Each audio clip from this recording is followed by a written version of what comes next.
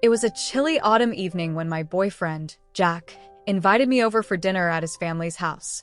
We'd been dating for about a year, and I was growing closer to his family with each passing visit. His mother, Rachel, was a lovely woman, warm, welcoming, and always eager to make me feel at home. But it was Jack's father, Greg, who always stood out. Greg was a charismatic, successful man in his late 40s who seemed to exude confidence in everything he did. He was the type of man that commanded attention the moment he entered a room. At first, I chalked up his attentiveness to fatherly protectiveness, but as time went on, I noticed something different. There was a subtle shift in the way Greg looked at me, the way he stood just a little too close, and the way his hand lingered for a moment longer than necessary when we exchanged polite hugs. That evening, things began as usual. Jack and I arrived at the house, and Rachel had prepared a beautiful dinner. Greg was his usual charming self, complimenting my appearance and cracking jokes at the dinner table. But underneath that charm, there was something more intense in the way he looked at me. I dismissed it, thinking I was overanalyzing, trying not to make anything out of nothing. After dinner, Jack had to step out unexpectedly. He had promised to pick something up for his mother from a nearby store and assured me he wouldn't be long. With Jack gone, the atmosphere shifted. Rachel went upstairs to take care of some chores, leaving Greg and me alone in the living room. I could feel his eyes on me, but I tried to ignore it. I scrolled through my phone, hoping Jack would return soon. Suddenly, Greg broke the silence. "You know, I've always admired you," he began, his voice softer than usual. I glanced up from my phone, unsure how to respond. "You remind me of someone I used to know, someone special," he continued, his tone filled with nostalgia. "Thank you," I said, my voice awkward. "That's very kind of you." There was a long pause. The silence between us grew heavy, and I started to feel a growing sense of unease. I tried to change the subject, asking him about work, but Greg was no longer interested in small talk. "You and Jack are very serious, aren't you?" he asked. "Yeah, I think so. We've been together for a while now." Greg took a step closer, his eyes locking onto mine with an intensity one hadn't seen before. "You know, I could make you happier than Jack ever could." I blinked in disbelief. "What?" "Jack's a good kid, but he doesn't understand how to really treat a woman like you," Greg continued, his voice low and suggestive. "You deserve more than he could ever give you." I felt my stomach drop, confusion and discomfort flooding my senses. I didn't know where this was coming from, but I was sure I didn't like it. "I'm not sure what you mean by that," I replied, forcing a nervous laugh, hoping to diffuse the tension. Greg stepped closer again. This time, the distance between us was alarmingly small. He leaned in, his voice barely above a whisper. "I'm saying, I want you. I've wanted you since the first time I saw you." My heart raced. This wasn't happening. I couldn't believe what I was hearing. I felt frozen in place as his words sank in. He wasn't joking. This wasn't some weird misunderstanding. He was serious. "Greg," I started, but he cut me off. "Listen, you don't have to say anything right now," he said, his voice smooth, as though he were negotiating a business deal. "Just think about it. No one has to know. You and I could have something special, something real." The weight of his words hit me like a ton of bricks. I had never felt more trapped in my life. Here I was, alone in my boyfriend's house with his father making an indecent proposition. I wanted to leave, to run, but my body felt glued to the spot. My mind raced with a million thoughts. How could I tell Jack? Should I even tell him? Would anyone even believe me?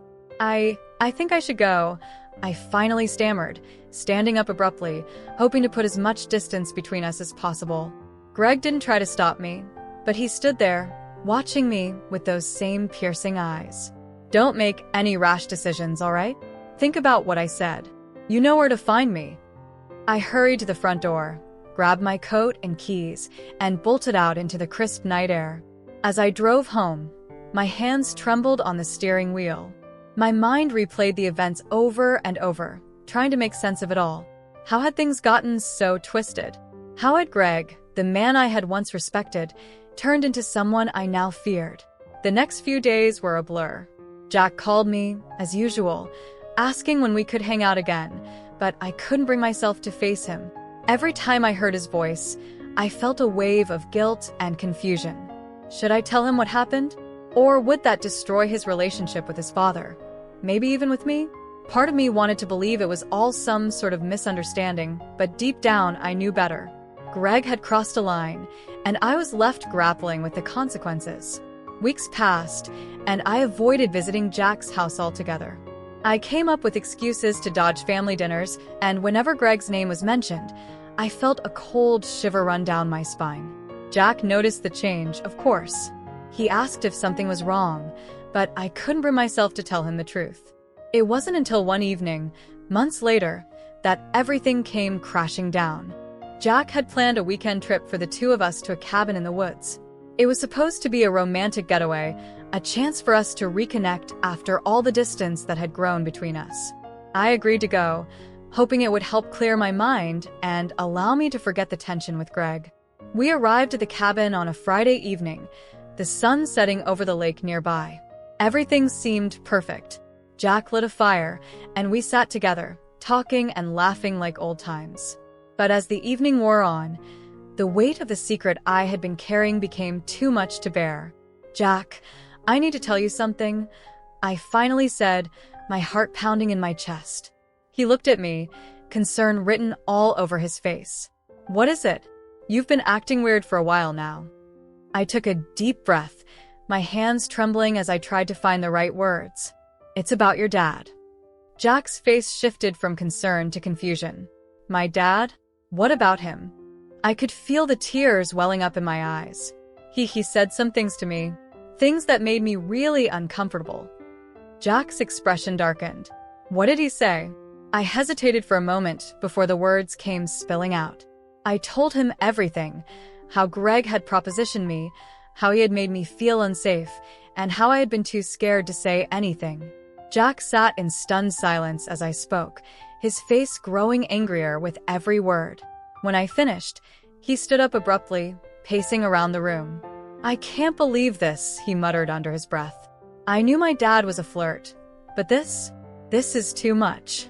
"I'm so sorry, Jack," I whispered, tears streaming down my face. I didn't know what to do. Jack stopped pacing and looked at me, his expression softening. "It's not your fault.